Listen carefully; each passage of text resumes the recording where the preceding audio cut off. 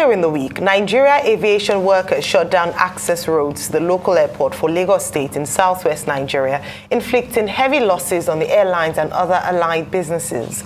The union, consisting of the National Union of Air Transport Employees, Air Transport Services, Senior Staff Association of Nigeria, and National Association of Aircraft Pilots and Engineers, just to mention a few.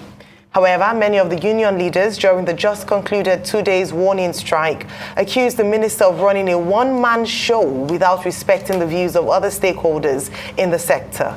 Meanwhile, Nigerians have been advised to make alternate travel plans and prepare for a total shutdown of the nation's airports from Monday. Joining us now on the show is Francis Akinjole, General Secretary, Air Transport Services Senior Staff Association of Nigeria, and Alex Nwuba, President, Aircraft Owners and Pilots Association of Nigeria and former Chief Executive Officer of Associated Airlines. Good morning and welcome to the show. Good morning. Thank you for joining us, gentlemen. Well, I guess both of you will help us to set the stage for the conversation. And the question to both of you is this: how is the minister running a one-man show that other stakeholders are aggrieved? Because the main issue is about how Minister of Aviation, Hadi Sirika, is running a one-man show. And secondly, what are the issues on the table beyond minimum wage and conditions of service issues? Let's start with you, Alex, since you are with us in the studio. Okay, thank you very much for having me here once again. What we describe as a one-man show essentially is a situation where the government has failed to inaugurate the required governance structure within the ministry and associated parts of the government. So we have the Federal Airport Authority of Nigeria, we have the Meteorological Agency, we have all of these various agencies under the ministry. And it's during this tenure, essentially they've all not had the required governing board, the board of directors required to carry out the oversight function of these organizations. And so that is what has resulted in the situations that we're facing with the unions that are demanding for certain benefits that can only be by law offered to them through these structures, and not having them and then suddenly having the situation thrown to an agency or government that is not related to the issues at hand is what has delayed the implementation of these requirements over the last 2 decades, essentially the last 1 decade plus. And so the unions are essentially demanding that government deal with these issues and not defer them. You know, we keep kicking things over from one administration to the other, and they're saying essentially, let's deal with that. So when we look at the strike, the immediate, when we think of unions and we think of a strike, we think it's an attack on the citizens. And we often talk too much about the costs to the economy, the costs to the airline. But this economy, these airlines, these agencies are run by individuals, and those individuals are not happy with the remuneration they're receiving and the lack of access to the benefits to which they're entitled. And that's basis for the strike that we see today. Well, Akinjole, are you there? Hello, if you can hear me. Yes, what are the issues? Good morning, Doctor. Good morning. Yeah, our issues are very, very clear. Our demands have been clear all the while, and we have never shied away from elaborating what we are asking the government to do. They are our rights. I mean, if conditions of service have been negotiated with the parastatals management and they are transmitted to the National Salaries, Income and Wages Commission for ratification of the financials part of the COS, then for the National Salaries and Wages Commission to transmit to the head of service, what is expected is to return it back to us for the benefits of our members. But in the past decade, all we have seen is that our negotiated conditions of service went and they never come back. And the second one is the benefit of the minimum wage, which we all struggled to attain. It has become an act. And if you recall, by next year, 2024, another minimum wage will be due for review. But it is pathetic that in the industry, Some of our members are yet to benefit from the product of that negotiated minimum wage. What have we done in the aviation industry to deserve this? And the third tangible one now is the threat of demolition of the former headquarters of FAN, NAMA, and the NCAA that are in Lagos, simply because they have asked the agency's headquarters to relocate to Abuja. But the question is, before you relocate human being, there must be credible alternatives to accommodate them, not only by residential means, but also the offices where they will perform their functions optimally. As we speak, there is no guarantee to that effect. I can give you an example. Last year, or late year before last year, a number of our members were relocated to Abuja. They obtained loans to acquire their residential accommodations. And when this tenancy expired after a year, they were looking for another loan to renew the rents. Is this how we are going to continue? Even offices, take NAMA for example, they have a rented apartment as office at the Chambers of Commerce and Industry in Abuja. I cannot say FAN has a corporate headquarters as we speak.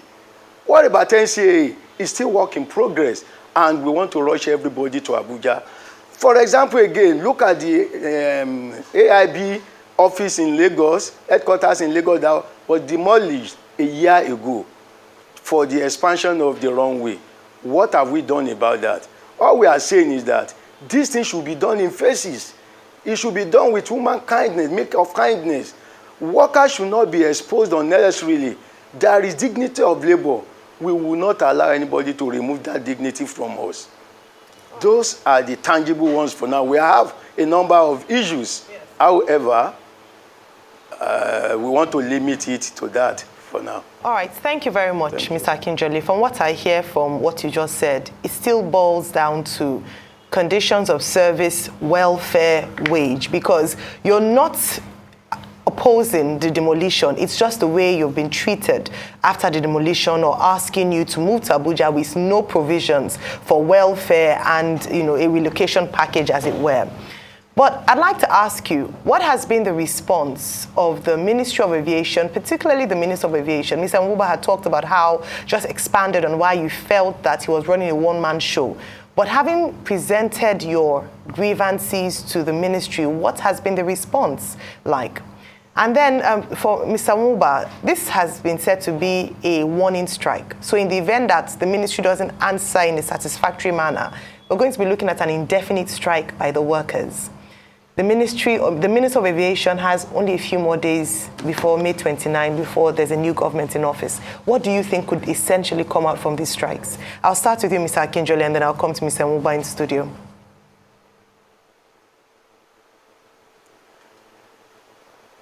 Yes, I don't have any variance with the position of the airline operators.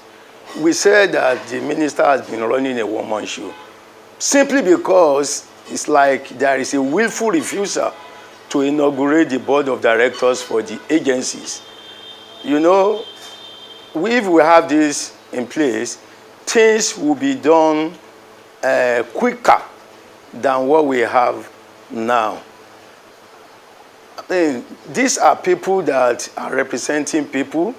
You can easily assess them, and there will be lesser influence of perhaps ulterior motivation in what they do. So that's why we say that the minister has been running a one-man show, because all we've been having since the past 8 years is interim board administration. And who are the components of this interim board? The composition is the minister, the CEO of the agency, the particular agency, the individual agency, and the PAMSEC, and everything still goes to the minister. As what is their response? On Sunday, a day before we embarked on the warning strike, we held a Zoom meeting with the DG of the NCAA, and in presence was the permanent secretary and the DHR, Director of Human Resources of the ministry, where we were told that no demolition will take place without doing the needful. We want to believe that the needful captures paying the required relocation allowances and providing the befitting offices for our members to operate. And again yesterday, we held another Zoom meeting, which the minister himself, the Honorable Minister himself, participated. It was reiterated that no responsible government authority would do what we are accusing the ministry of doing. We are waiting for that. And if you could recall again, just recently, few hours ago, let me see, there was a directive from the National Assembly that the minister should halt the demolitions of the former headquarters of these agencies concerned in Lagos. We want to believe that the minister will take to that because we don't see the haste. It is absolutely not justified for this to happen, especially now that this government is about winding up.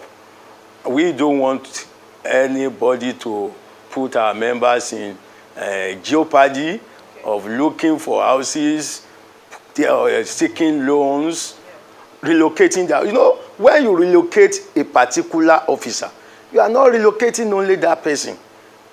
You should be thinking of his entire family. The children will go to school. They have to be relocated to another school in Abuja or wherever.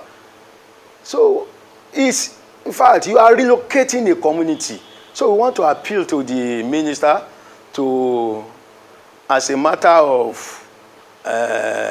what do I call it, concern, yes, look beyond the benefit they are looking at in demolishing those headquarters and factor in the human factor. So this is our appeal to the Honorable Minister, and we want to believe that he would yield to our appeal. All right, Mr. Akinjole, thank you. I'll come to you, Mr. Nwuba, in terms of how effective would this strike be? In terms of, you've had one strike for the first 2 days, and if you don't get a response that's favorable, then, or if the agencies don't get a response that's favorable, then they would embark on an indefinite strike. Well, it's important to listen to the tone of the conversation. The unions have indicated a certain degree of benevolence. If you see, all during the 2-day strike, we had a situation where flights were actually operating. Planes were not grounded. Some airlines had some delays, but we're not unused to having delays. We're used to having delays. So it wasn't as impactful as one would have thought. And by listening to the tone of the conversation, the conversations with the minister, with the ministry, with the various agencies, it is apparent that we are moving towards some kind of interim resolution which would tend to deflect the possibility of a strike. And so we're hopeful that the minister has indicated he would not demolish the buildings until the arrangements are put into place as required, that the wage issues are being considered, the other issues are on the table. So that tone that we hear, even from the unions, indicate to us that there won't be a need for a further strike, provided the government begins to show some degree. We're seeing what is essentially what I would call a loss of confidence. There was really no need for the strike because the issues had been negotiated. What we saw was the appearance in the minds of the unions that the government was not serious in addressing these issues. And when one looks at the timing, we have 40 days, 41 days to go for this administration. We really can't see how these issues by this administration can be fully addressed to meet the needs. So I consider this essentially a shot to the bow of the new incoming administration, that these are serious issues that need to be considered now as they look at who will be the next minister, how will the next Minister of Aviation function, and addressing these needs. We're talking about human beings. We have a situation where we make huge investments in equipment and infrastructure, but these things are operated by human beings who are not satisfied with their pay and conditions of service. And so one must consider these issues quite seriously and ensure that they are fully addressed for the benefit of human beings. Absolutely. Truth has to be said. Do you still have implicit confidence in the minister's ability to be able to administer the aviation sector? Because apart from this, we've had a litany of other cases. I'm sure the case is still being bandied around in court as regards the Nigerian Air and the Farnborough Air Show. You know, a lot of people have said that this should be things the minister should be looking at rather than those extracurricular activities, which is one. So do you have implicit confidence? And I'm going to also ask that question, you know, from you, Mr. Akinjole. Do you have implicit confidence in the minister? Because if all of these matters have been settled, why do you have to go on strike in the first place? It was needless. Well, Rufai, I would say to you that the issue of confidence in the media is totally irrelevant at this point. He should be writing his handover notes to whoever is coming in, putting on the table what are the issues facing the industry and what are the issues that need to be addressed. So the question of confidence, he has really no time to get anything done, and so one should not be looking at what he can achieve at this point in the game. Is gone. Well, he should be writing. It's 40 days to go now, so you're looking at probably talking to the new administration, because this pending strike, if anything doesn't go well, there must be a strike, and he must have to handle it as his last dance. Well, we will continue to encourage the unions, as they have done over the years, to be patient. This minister should be writing his handover notes. It's quite extensive. There are lots of very good ideas that were on the table, but essentially mishandled, whether it's the Nigeria Air Project or the Airport Concession Project or any of these. They were significantly mishandled, and mishandled from the point of view that the stakeholders were not carried along. If they were, there would have been agreement.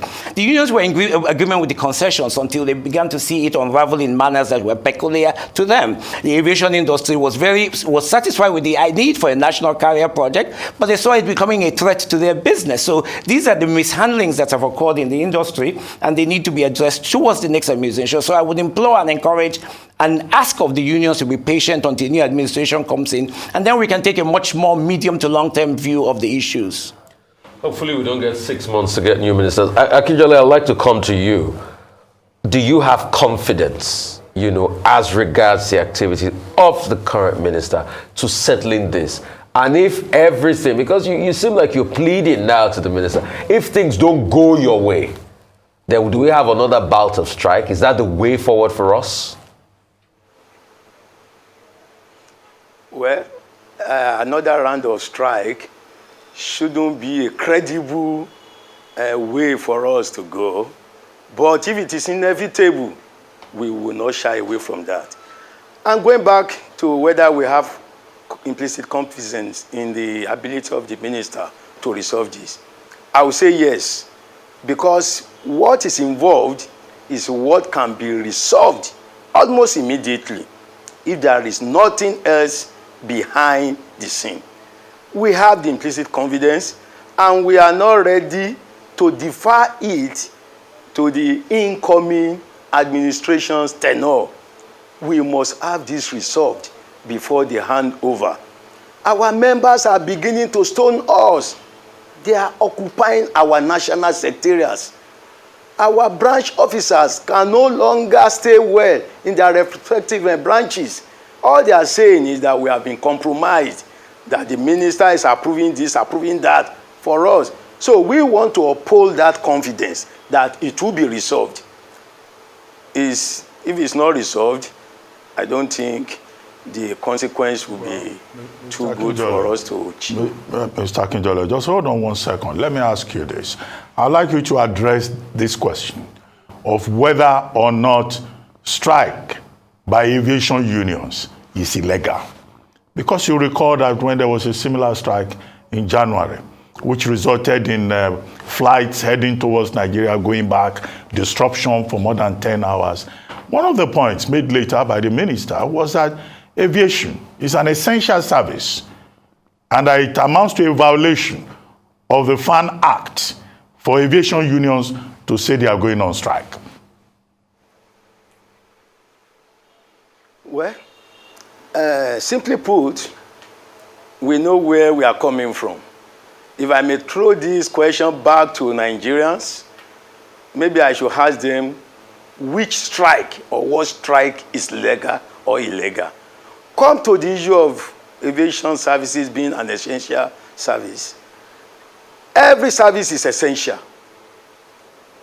Every service is essential. We are not saying our services are not essential. But now ascribing essentialism to it because we should not go on strike is not acceptable. During the COVID-19, did they refer to us as being essential? What advantage did we get beyond other service providers? None. You see, there was a surreptitious means to imbue this essential service clause into the acts, which we rejected. And let me just inform us that a law that is not enforceable can never be seen as a law. We have rights. Is it only in Nigeria that aviation workers are going on strike? No. Presently, even in the airport in Germany, there is a strike going on. So why are we being taken out? If there is no ulterior motive, if there is no intention to continue to deny us of our rights, why would some people now think that we should not express ourselves or express our members' wishes when their rights have been trampled upon? Why? That shouldn't be. Well, on that note, we'd like to thank you very much, Francis Akinjole, for joining us, and also thank you very much, Alex Nwuba, for joining us here in the studio.